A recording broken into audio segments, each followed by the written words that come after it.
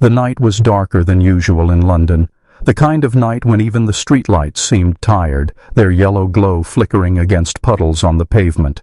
It was past midnight, and the rain refused to stop.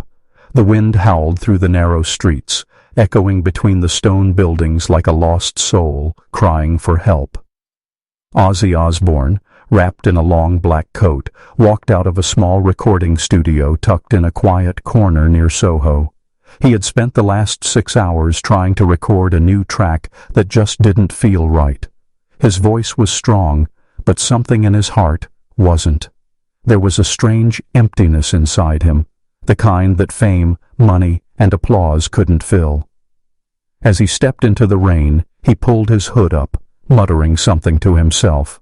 The street was nearly empty, except for a flickering neon sign from a closed diner across the road. Ozzy lit a cigarette and started walking toward his car, parked 2 blocks down. The sound of the rain hitting the pavement was the only rhythm left in the night. But then, through the noise of the storm, he heard it, a faint, trembling cry. At first, he thought it was just the wind, but the sound came again, sharper this time, like a small voice calling for help. He froze. Years of performing on stage, of facing thousands of screaming fans, couldn't prepare him for that sound. It was the kind of cry that didn't belong in a city. It belonged to pain, to loneliness.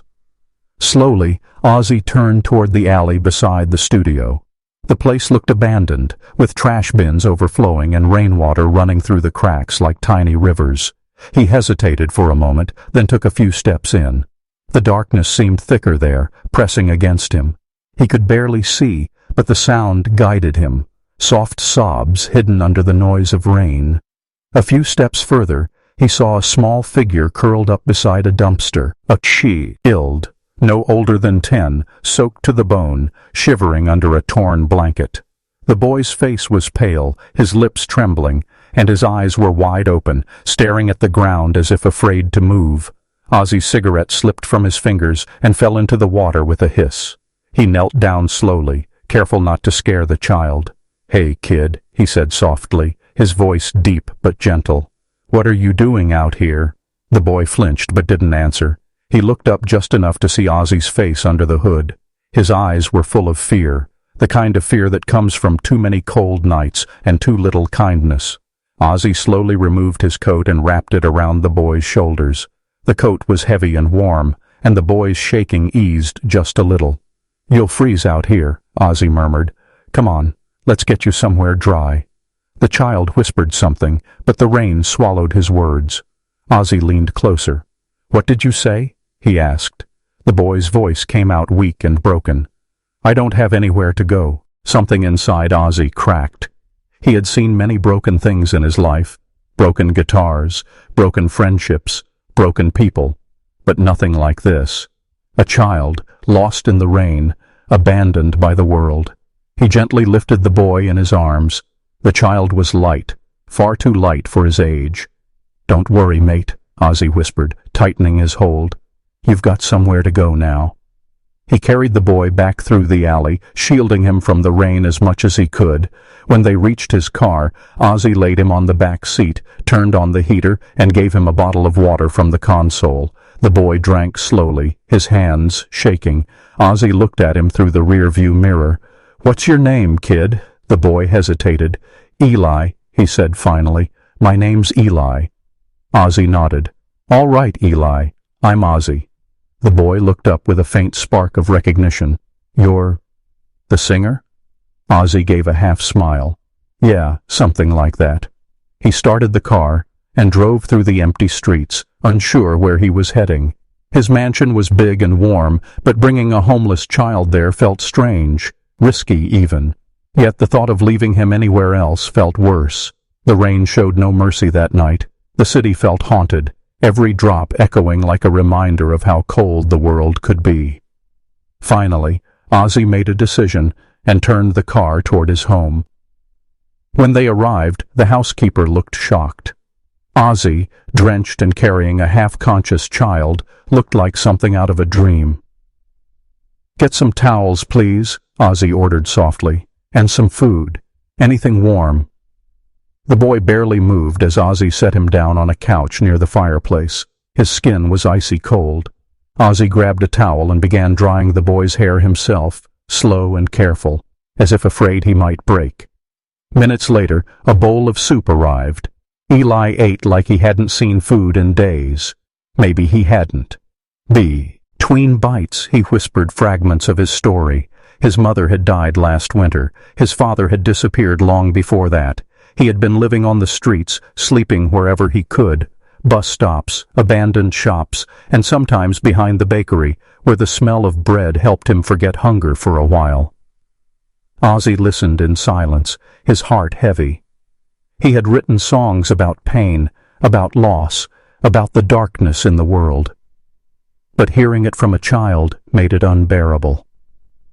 As the fire warmed the room, Eli's eyelids grew heavy.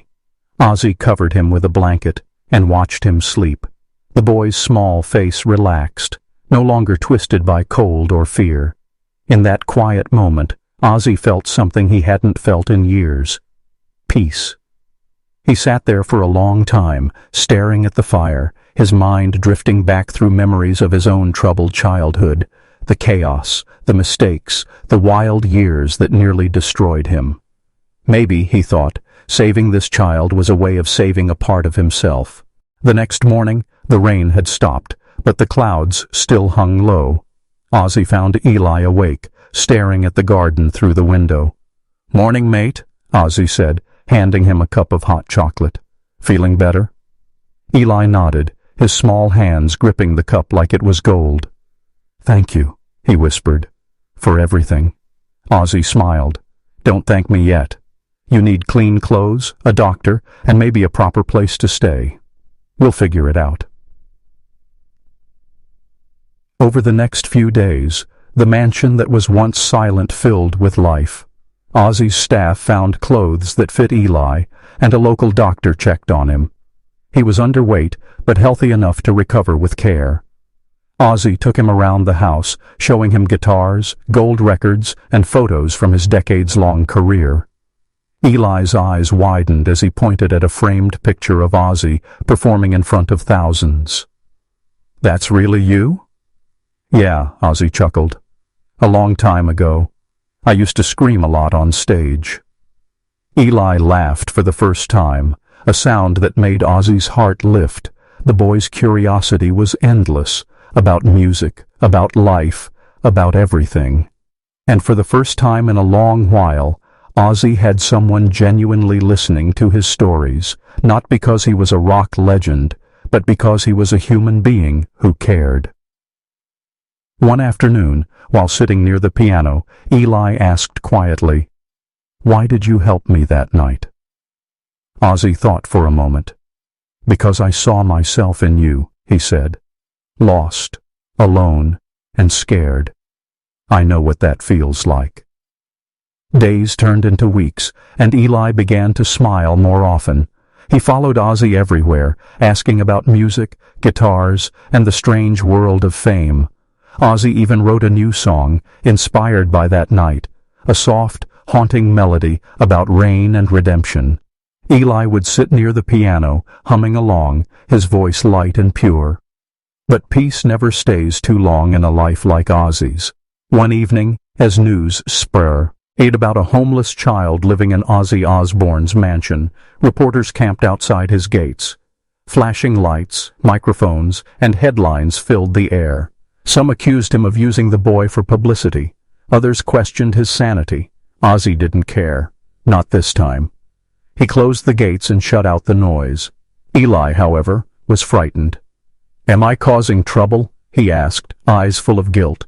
Ozzy knelt beside him. "No, mate. You're not the problem. The world just doesn't understand kindness anymore." He decided to make things official. Ozzy reached out to social services, explaining everything. The process wasn't easy.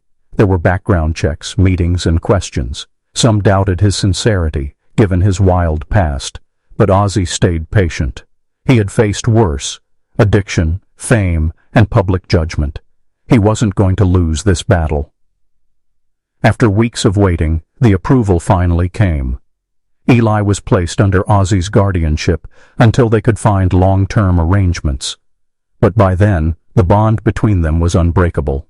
Ozzy wasn't just a rock star anymore. He had become a protector, a father figure. Months passed, and the mansion felt different. Laughter echoed in hallways once filled with silence. Ozzy's wife, Sharon, who was away managing projects, returned home and was moved to tears seeing how close they'd grown. Eli had started school nearby, his grades slowly improving. He was still quiet, still shy, but his eyes no longer looked lost. On Eli's first birthday with them, Ozzy surprised him with a small concert in the garden. The rain began to fall again, softly this time, but neither of them cared. Under the drizzle, Ozzy picked up his guitar and played the song he'd written the night he found Eli, the song of rain and redemption. Eli joined in, his voice blending with the rhythm, full of life. That night, as thunder rolled in the distance, Ozzy looked at the boy sitting beside him and realized something. All his life he had been known as the Prince of Darkness, the wild, chaotic rocker who lived on the edge.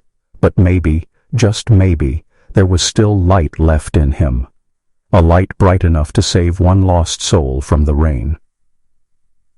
Time went on, and the story of that night became legend among his fans. They called it the Rain Rescue. Some said it was fate, others called it redemption. But for Ozzy, it was simpler than that. It wasn't about fame, headlines, or proving himself. It was about one cold night, one small voice, and one choice that changed two lives forever. Eli never went back to the streets. He grew stronger, braver, and more hopeful. And Ozzy, who had spent decades running from his own demons, finally found peace in the simplest act of kindness. Sometimes heroes aren't the ones on stage. Sometimes they're the ones walking home in the rain, hearing a cry, and choosing to stop. Years later, when Eli became a musician himself, he wrote a song about that night, a song that began with the sound of rain and ended with the words Ozzy had said to him long, "Go, you've got somewhere to go now." It became a symbol of hope, a reminder that kindness can still exist in a world that often forgets it. And on rainy nights, whenever Ozzy looked out the window and saw the streets shining under the storm, he would smile quietly. Because he knew, no matter how dark life got, even the smallest act of love could bring light back into the world.